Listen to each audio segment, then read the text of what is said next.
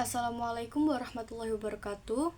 Hello everyone, my name is Hana Atikah Irbah Kinna from Faculty Usuluddin and Philosophy, Islamic Philosophy and Aqidah Study Program.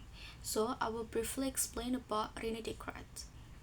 During the Renaissance, the preceding historical era, people had become more skeptical about science and the possibility of genuine knowledge in general, and this view continued to exert an influence in Descartes.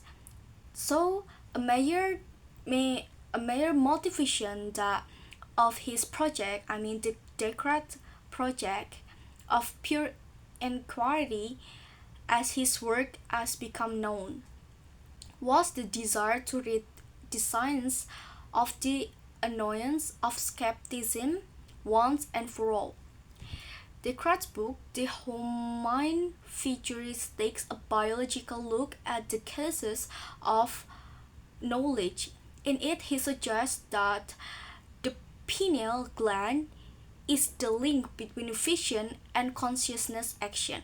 So, in short, that an evil demon may be making me believe things that are false, but there is nothing of which I can to be certain.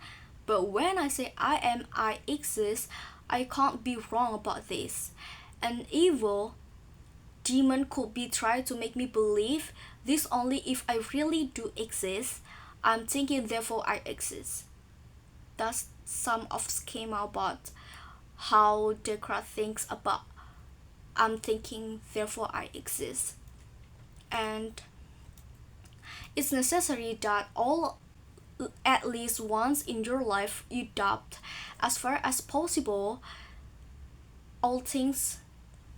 That's what René Descartes said.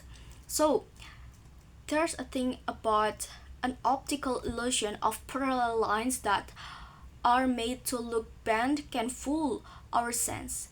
Descartes think we must accept nothing as true or given, but must instead strip away all preconceptions before we can proceed to a position of knowledge.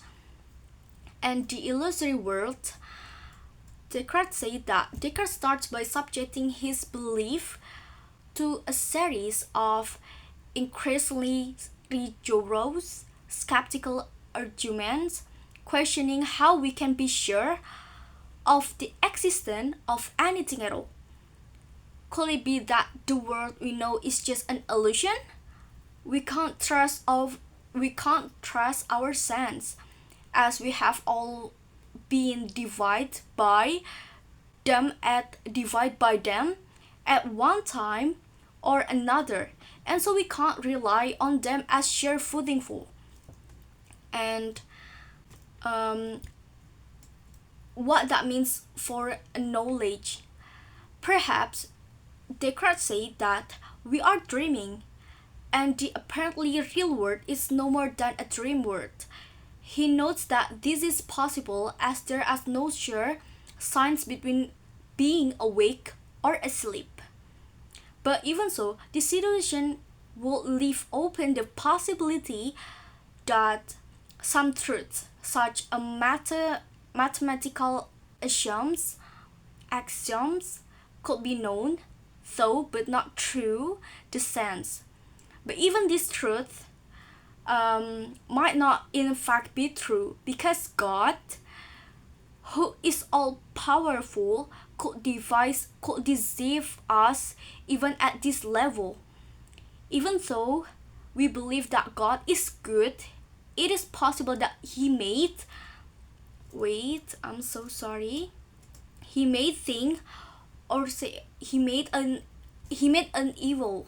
He made us in such a way that we were prone to errors in our reasoning, or perhaps there is no God, in which case we are even more likely to be imperfect beings, having arisen only by chains that are capable of being divided all the time. Okay, so at this point, it seems as though Descartes has put himself into an impossible position. Nothing seems beyond doubt, so he has no solid ground on which to stand. He described himself as feeling helplessly tumbled around by whirlpool or of universal doubt, unable to find his footing.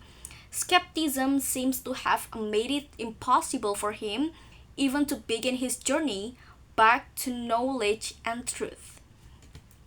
And despite Descartes' move to clearer expression of his position, the earlier formulation was so catchy that it stuck in people's mind, and to this day, the first certainty is generally known as the Chokido. From the Latin Chokido, Chokito, ergo sum, meaning I think, therefore I am. Santa Augustine of Hippo had used a very familiar argument in The City of God when he said, "For if I am mistaken, I exist," meaning that if he didn't exist, he could not be mistaken. And what is I from what Descartes mean? Descartes Descartes makes clear, though, that this is as far as he can reason from the first certainty.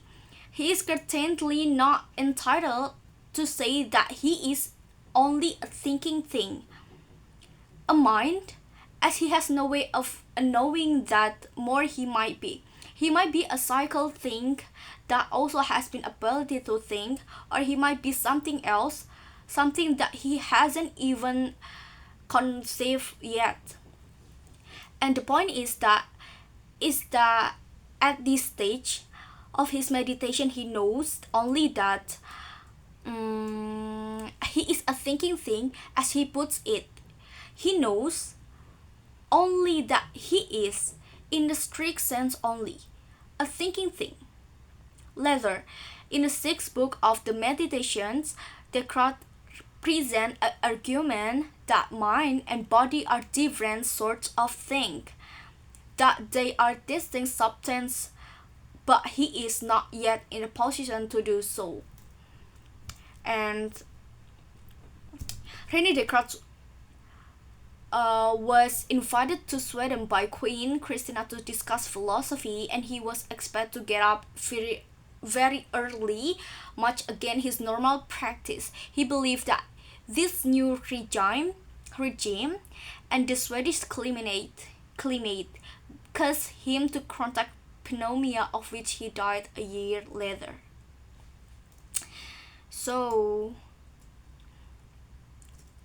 we ought to inquire as to what sort of knowledge human reason is capable of attaining before we set about acquiring knowledge of things in particular, he said. So the separation of mind and body theories by Descartes leave open the following questions: since all we can see of ourselves is our bodies, how could we prove that a robot is not conscious? So, well, I think it's done though. However, it is the reader Descartes thought that, and his rejection of any reliance on authority, that are perhaps his most important legacy. The centuries after his death were dominated by philosophers who either developed his ideas or those who took as their main facts the refutation of his thought, such as Thomas Hobbes, Benedictus Spinoza, and Gottfried Leibniz. So I think that's only that I can explain. I'm sorry if I got mistaken with all of my words. Thank you. Wassalamualaikum warahmatullahi wabarakatuh.